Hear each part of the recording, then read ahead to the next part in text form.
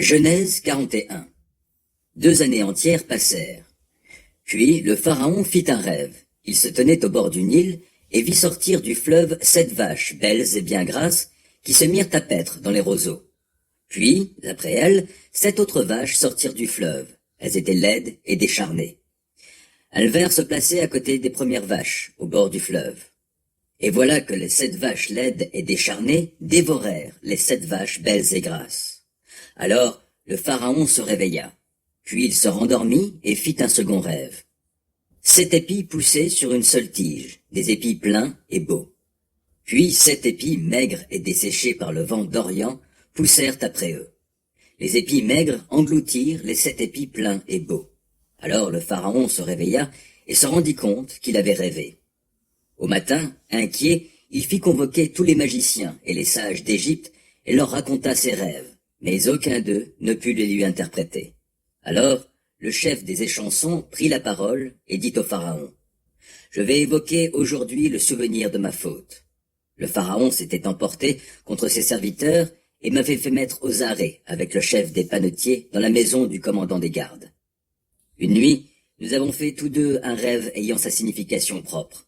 Or, il y avait là avec nous un jeune homme hébreu, un esclave du commandant des gardes. Nous lui avons raconté nos 2 rêves et il a donné l'interprétation de chacun d'eux. Par la suite, les choses se sont passées conformément à l'interprétation qu'il nous avait donnée. Moi, j'ai été rétabli dans mes fonctions et le panetier a été pendu.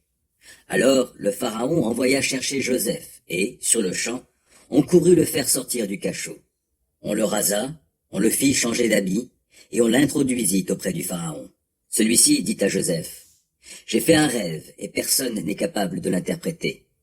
Or, j'ai entendu dire qu'il te suffit d'entendre raconter un rêve pour pouvoir l'interpréter. » Joseph répondit au pharaon, « Ce n'est pas moi, c'est Dieu qui donnera au pharaon l'explication qui convient. » Le pharaon dit alors à Joseph, « Dans mon rêve, je me tenais debout sur le bord du Nil.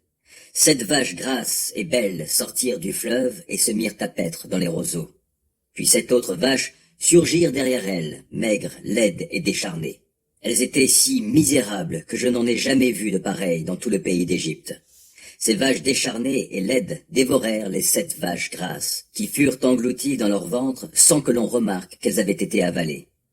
Les vaches maigres restaient aussi misérables qu'auparavant. Là-dessus, je me suis réveillé. Puis j'ai fait un autre rêve. Je voyais 7 épis pleins et beaux pousser sur une même tige. Puis 7 épis secs, maigres et desséchés par le vent d'Orient poussèrent après eux. Les épis maigres engloutirent les 7 beaux épis. J'ai raconté tout cela aux magiciens, mais aucun d'eux n'a pu me l'expliquer. Joseph dit au pharaon, « Ce que le pharaon a rêvé constitue un seul et même rêve. Dieu a révélé au pharaon ce qu'il va faire.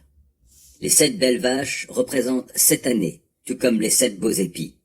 C'est un seul et même songe. Les 7 vaches décharnées et laides qui ont surgi derrière les premières représentent aussi 7 années, et les 7 épis maigres desséchés par le vent d'Orient seront 7 années de famine. Comme je l'ai dit au pharaon, Dieu a révélé au pharaon ce qu'il va faire. Il y aura d'abord 7 années de grande abondance dans toute l'Égypte. Elles seront suivies de 7 années de famine qui feront oublier toute cette abondance en Égypte, tant la famine épuisera le pays. Le souvenir même de l'abondance dont le pays aura joui s'effacera à cause de cette famine, car elle sévira très durement. Si le rêve du pharaon s'est répété par 2 fois, c'est que Dieu a irrévocablement décidé la chose et qu'il va l'exécuter sans délai. Maintenant donc, que le pharaon choisisse sans tarder un homme avisé et sage, et qu'il le mette à la tête du pays. Que le pharaon agisse ainsi, qu'il nomme dans tout le pays des commissaires qui prélèveront le 5e de toutes les récoltes d'Égypte durant les 7 années d'abondance. Ils collecteront tous les vivres que produiront ces bonnes années qui viennent. Ils emmagasineront le blé dans les villes sous l'autorité du pharaon, et le garderont comme réserve de vivres. Ces provisions serviront de réserve pour le pays, en prévision des 7 années de famine qui s'abattront sur l'Égypte. Ainsi, les habitants du pays ne mourront pas de faim. » Cette proposition plut au pharaon et à tous ses hauts fonctionnaires. Alors le pharaon leur dit, « Trouverions-nous un homme aussi compétent que celui-ci en qui habite l'Esprit de Dieu ?» Le pharaon dit à Joseph, « Puisque Dieu t'a fait connaître toutes ces choses, Il n'y a personne qui soit aussi avisé et aussi sage que toi. Tu seras donc à la tête de mon royaume, et tout mon peuple se pliera à tes ordres. Moi-même, je ne serai au-dessus de toi que par le trône. Ainsi, lui dit-il, je te mets à la tête de toute l'Égypte. Et le pharaon retira son anneau de sa main et le passa au doigt de Joseph. Il le fit revêtir d'habits de fin lin et lui suspendit un collier d'or au cou. Il le fit monter sur son deuxième char et, sur son parcours, on cria « À genoux !» C'est ainsi qu'il le mit à la tête de toute l'Égypte. Le pharaon dit encore à Joseph « Je suis le pharaon, mais sans ton ordre, personne dans tout le pays ne lèvera le petit doigt ni ne se déplacera. » Le pharaon nomma Joseph Tsaphnath-Paénéa et lui donna pour femme Asnath, fille de Potiphéra, un prêtre don. Joseph partit inspecter l'Égypte. Il était âgé de 30 ans quand il entra au service du pharaon, roi d'Égypte. Il quitta la cour du pharaon et parcourut tout le pays d'Égypte. Pendant les 7 années d'abondance, la terre produisit de riches moissons. Joseph rassembla tous les vivres possibles en Égypte pendant ces 7 années et il les entreposa dans les villes. Dans chaque ville, il mit en réserve les denrées alimentaires produites par le territoire environnant. Il entreposa du blé en aussi grande quantité que le sable de la mer. Il y en avait tant que l'on cessa d'en faire le compte, car cela dépassait toute mesure. Avant la période de famine, Asnath, fille de Potiphéra, prêtre don, donna 2 fils à Joseph. Il appela son premier-né Manassé, celui qui fait oublier, car, dit-il, Dieu m'a fait oublier toutes mes souffrances et ma séparation de la famille de mon père. Il donna au second le nom d'Éphraïm, fécond, car Dieu, dit-il, m'a rendu fécond dans le pays où j'ai connu l'affliction.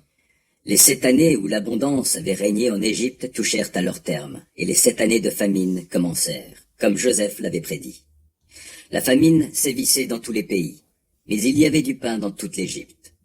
Quand la population de l'Égypte n'eut plus de pain, elle en réclama à grands cris au Pharaon, qui dit à tous les Égyptiens, « Adressez-vous à Joseph et faites ce qu'il vous dira. » La famine vissait dans toute la contrée. Joseph ouvrit tous les entrepôts du pays et vendit du blé aux Égyptiens. Mais la disette s'aggrava encore en Égypte. De tous les pays, on venait acheter du blé auprès de Joseph, car la famine était grande sur toute la terre.